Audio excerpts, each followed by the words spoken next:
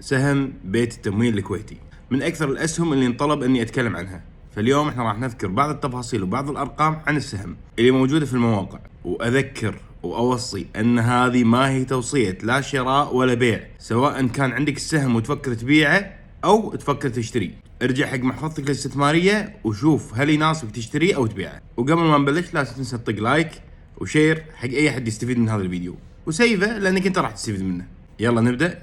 في وقت تسجيل هذا الفيديو كان سعر السهم عند 720 فلس. القيمة السوقية للشركة اليوم في حدود 11.9 مليار دينار. نسبة الدين عند الشركة تعتبر شوي عالية. والأشياء الممتازة في بيتك أن نمو الإيرادات في آخر سنة كان تقريبا 22.8، وهذا شيء وايد ممتاز مقارنة في أقرانه. بينما النمو السنوي المركب ل5 سنوات فهو 16.7، وأيضا النمو يعتبر أيضا وايد ممتاز مقارنة في أقرانه. إجمالي العائد وصافي الربح في تزايد بسيط في آخر سنوات، ولكن في تزايد، وهذه نقطة أيضا زينة. القيمة الدفترية للسهم في حدود 350 فلس، مما يجعل مكرر القيمة الدفترية 2.1، وهو يعتبر شوي أعلى من أقرانه اللي متوسطهم عند 1.4. ولما نتكلم عن الأقران احنا قاعد نستثني بنك بوبيان لأنه يعتبر أعلى منهم كلهم، سواء في القيمة الدفترية أو الربحية اللي بعد شوي بنتكلم عنها. فما راح تلقونه من ضمن الأسماء اللي موجودة في الشركات المنافسة. ربحية السهم الأخيرة كانت 35 فلس، مما يجعل مكرر ربحية في حدود 18.5 ضعف، وهذا يعتبر أعلى من أقران اللي هم في متوسط 12.9 13 تقريبا ضعف. توزيعة النقدية من ربحية السهم تقريبا 53%. هني قاعد نتكلم عن النقدية فقط.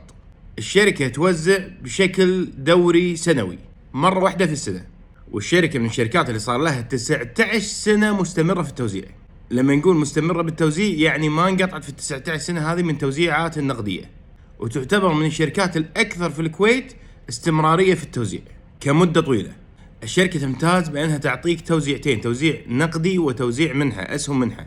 ولكن ما يميز الشركة توزيعات الأسهم أكثر بكثير من توزيعات النقدي، بحيث أن توزيعات النقدي على رأس المال في سعر السهم الآن تساوي تقريبا 1.5% إلى 2%، وبمتوسط 10 سنوات و5 سنوات تقريبا التوزيعات النقدية كانت 2.5% سنويا من رأس المال وليس من القيمة الاسمية. نركز على النقطة هذه جدا مهمة. بينما متوسط توزيعات المنحة فهي 10% سنويا تقريبا. من أكبر المميزات اللي لقيتها في الشركة أن نمو قيمة السهم في آخر 10 سنوات تقريبا 200%، وهذا يجعل تقريبا أن السهم قاعد يزيد سعره بمقدار 20% سنويا، وهي من أفضل الشركات وسط منافسينها في هذا الأمر، بحيث أن متوسط المنافسين كان عند 51% في خلال 10 سنوات، يعني تقريبا 5% نمو سنوي. طيب الحين نجي إلى أكثر مميزات الشركة. طبعا هو من أكبر البنوك وأقواها في الكويت. البنك له ولاء غير طبيعي من عملائه اللي منتمين له، وهذه ميزة ذكرتها يمكن في فيديو سابق لشركة أبل، وهذه من المميزات القليلة اللي تلقاها عند الشركات. لكن الشركة اللي تقدر توجد هذه الميزة فهي شركة ممتازة. طبعا البنك يمتاز بالطابع الإسلامي، وهو شيء مطلوب عندنا في المجتمع الكويتي والخليجي والعربي والإسلامي. الشركة من الشركات اللي تحقق أرباح باستمرار، وهذا شيء زين. ومن أكثر الأشياء اللي تخلي الناس تبي تشتري هذا السهم أن الشركة من الشركات اللي توزع باستمرار أيضا، مثل ما ذكرنا أن صار لها 19 سنة توزع، فهي مستمرة في التوزيع بين نقدي ومنحة. من أكثر النقاط القوية في الشركة أن المستثمرين فيها ما هم أفراد بس، هي حكومات، شركات، مؤسسات، صناديق مستثمرة في هذا السهم سواء كويتية ولا أجنبية، وهذه نقطة قوة ممتازة للسهم. تذبذبات السهم في الصعود والنزول تقريبا بسيطة، وهذا يرجع لاستقرار الشركة القوي. مستوى الأمان للسهم يعتبر عالي وسط الأسهم، وهي من الشركات الدفاعية في الكويت. والنشاط المصرفي يعتبر من النشاطات المستقرة ومن أكبر النشاطات عندنا في الكويت. أغلب إيرادات الشركة تكون من النشاط المصرفي، ما أدري عاد تشوفون هذه ميزة ولا عيب، عاد الموضوع يرجع لكم. والشركة لها إيرادات سواء داخل الكويت أو خارج الكويت. انهي حق عيوب الشركة. الشركة في توزيعاتها تركز على المنحة أكثر من النقدي، الموضوع عاد يرجع لكم تشوفون هذا عيب ولا لا. مكرر ربحية عند الشركة عالي نوعا ما مقارنة بالمنافسين، باستثناء بنك بوبيان اللي هو أعلاهم كلهم. أيضا القيمة الدفترية للشركة تعتبر أعلى من المنافسين.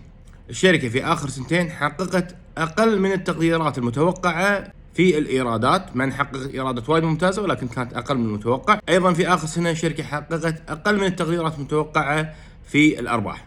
مقرر الربحية للشركة مقارنة في إيرادات الشركة يعتبر عالي مقارنة في المنافسين. بس ويعطيكم العافية، أذكر ما هي توصية شراء ولا بيع.